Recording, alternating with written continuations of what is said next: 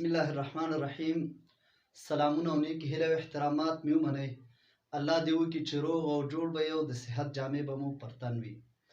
نن د ادب پوهنې په برخه کې نننی عنوان او موضوع ده ادبیاتو اهمیت او هدف. د ادبیاتو اهمیت او هدف. د دې پوښتنو یا د دې درس د تشریح نه مخکې یو پوښتنې ته ځواب باید وویل شي چې دا پوښتنه ډېر راولاړېږي. هغه کوم شیان دي چې د ادب کې شمارلی کېږي، یعنې د ادبیاتو په برخه کې کوم شیان شمارلی کېږي او کوم شیان نه شمارلی کېږي. د دې پوښتنې د ځواب دپاره یو انګریزی ادبپوه اډوان ګرینلا دا نظر لري او هغه وایي چې ټول خطي اثار، ټول لیکل شوي اثار د یوې ژبې دا په ادبیاتو کې شمارلی کېږي. ټول خطي اثار، ټول لیکل شوي اثار د یوې ژبې په ادبیاتو کې شمارلی کېږي.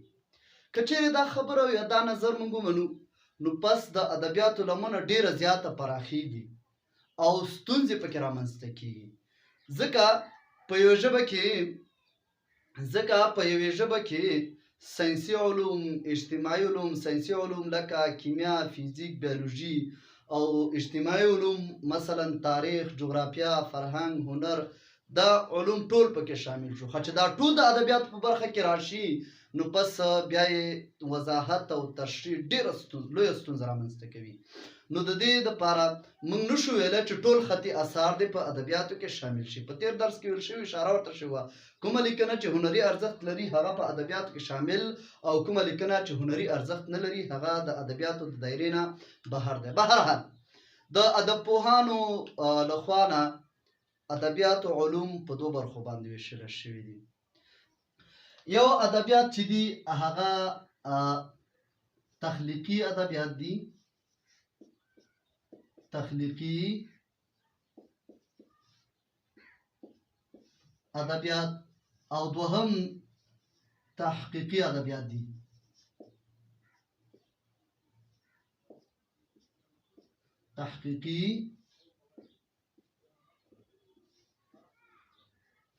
تخلیقي ادبیات او تحقیقي ادبیات.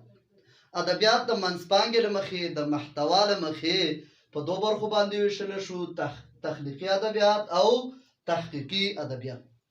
راځو تخلیقي ادبیات. تخلیقي ادبیات اصلي ادبیات دې ته هم ویلی کېږي. اصلي ادبیات دې ته هم ویلی کېږي. هر هغه شی چې د یو لیکوال لخوا نه رامنځته شي او جوړ کړل شي دغه تخلیقي ادبیات دي. او تخلیقي ادبیاتو کې ډرامه، شعر، نثر، ناول، کیسه، کیسهګۍ، لنډې کیسې، دا ټولې پکې شاملې دي. په تحقیقي ادبیاتو کې یو شمېر معیارونه، یعنې د ادبیاتو په هکله چې کوم تحقیق او څېړنه وشي، ریسرچ وشي، او د هغې نه چې کومه لاسته راوړنه راشي، بس دا تحقیقي ادبیاتو کې راځي. یو شمېر اصول، مثلا د ادبیاتو سرچینه، د ادبیاتو تاریخ، د ادبیاتو دپاره معیارونه، دا چې ټاکلی کېږي او په دې باندې تحقیق او څېړنه کېږي، بس دا تحقیقي ادبیات شو. تخلیقي ادبیات او تحقیقي ادبیات. دومه برخه چې زموږ نننۍ موضوع ده هغه د ادبیاتو هدف دی. ادبیات کوم هدف لري او د څه هدف دپاره رامنځته شوی دی، یعنې د ادبیاتو هدف څه شی دی، مقصد یې څه شی دی.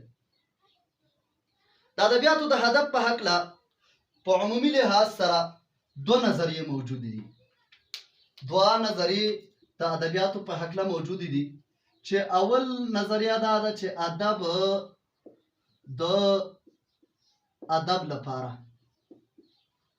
دوهمه نظریه دا ده چې ادب د ژوند لپاره. ادب د ادب لپاره او ادب د ژوند لپاره. د اولې نظریې خلک چې ادب د ادب دپاره، دا خلک په دې عقیده او په دې باور دي چې ادبیات یا ادب یوازې د روحي تسکین یا روحي سکون د خوند او لذت دپاره کارولی کېږي، او نور له دې نه علاوه نور هېڅ شی نشي کولی. د روحي تسکین او روحي لذت نه علاوه نور شی نشي کولی، صرف او صرف د دې دپاره کارولی کېږي. که چیرې دې نظریې ته سوچ وکړو، نو دا خلک دوی د حقیقت نه سترګې پټوي. یعنی په ادب کې چې کوم اخلاقی روزنه، ملي او فکری ځواک، ملي احساس د دپاره د خلکو هڅول، نو له دې شیانو نه سترګې پټوي او دوی وایي چې نه یوازې بس د خوند او لذت او بس د ځان د خوشحالۍ دپاره ادبیات کارولی کېږي. یعنی هدف د ادبیاتو همدا دی. د ادبیاتو دغه دوهمه ډله خلک چې دوی وایي چې ادب د ژوند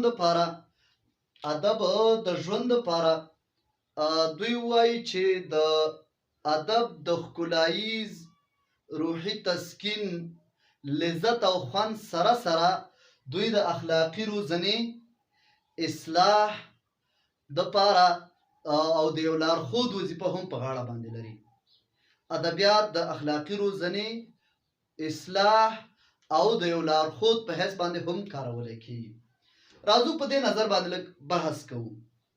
که چیرې د یوې ژبې ټول ادبیات مطالعه کړلی شي، که د هرې ژبې ادبیات مطالعه کړلی شي، د ټولو ادبیاتو د مطالعې نه وروسته هدف ته رسیږي یا نچوړ او خلاصه دا راخیستلی کېږي چې د یوې ژبې ټول ادبیات یعنی ادیب په یوه او بل شکل باندې، په یوه بڼه او بله بڼه باندې فکري ارزښت، اصلاح، اخلاقی روزنه خلکو ته رسوله ده، چې همدغه ټولنیز ارزښت یا فکري ارزښت د ادبیاتو اساسي هدف دی. یعنی د ادبیاتو اساسي هدف د یو ټولنې اصلاح، اخلاقی روزنه، خلکو ته مثبت پیغام رسول او د یو لارښود حیثیت غوره کول، دا د ادبیاتو اساسي هدف دی. یو با احساسه ادیب د خپل عقیدې او فکر تبلیغ په یوه او بل شکل د ادب په واسطه باندې خلکو کې کوي، په یوه او بله بڼه د ادب په واسطه باندې د ټولنې په خلکو کې کوي او د خپل ملت او ټولنې د عقلي او ذهني ویښولو دپاره له ادب څخه کار اخیستی دی. نو دا د ادب اهمیت شو. که چیرې موږ خوشحال خان خټک، عبدالرحمن بابا، سعدي، شیرازي، علامه اقبال لاهوري، که چیرې د دوی لیکنې او اثار مطالعه کړلی شي، نو دغه ټولو اثار دا به څرګنده شي چې دوی په کوم شکل او څنګه یې عقیدوي تبلیغ، ملي تبلیغ، قومي تبلیغ یې د شعر په ژبه یا د نثر په ژبه باندې څنګه کړی دی. دا موږ ته په ښکاره ډول معلومه شي. اکثره ملګرو ته دا سوال به ذهن ته راشي چې ادب د ټولنې د اصلاح دپاره ده یا د فکر د رسولو دپاره ده، هدف یې دا دی، نو پس دا ښکلاییز اړخ پکې ولې څېړلی کېږي؟ ښکلاییز اړخ د دې دپاره یو ادیب، یو لیکوال راوړي چې لیکوال وغواړي دغه خپل پیغام ډېر ژر او په سمه توګه مقابل لوري ته یعنی لیدونکو او اوریدونکو ته رسول وغواړي. کله چې وغواړي نو بس ښکلاییز اړخ پکې ذکر کوي او تر څو خلک متوجه کړي، پیغام اخیستنې دپاره متوجه کړي، تر څو په ښه ډول پیغام ترلاسه کړي او ښه ډول پیغام پکې واخلي. نننی درسي ویډیو په همدې ځای باندې پای ته رسوو. له توجه نه مو ډېره مننه کوو. که چا زموږ د یوټیوب چینل نه وي سبسکرایب کړی، نو زموږ د یوټیوب چینل در سره هم سبسکرایب کړئ، تر څو راتلونکي داسې نورو ویډیو دپاره هم لاسرسی ولرئ. اوس ما شریف الله عارفي ته رخصت راکړئ. د الله په امان.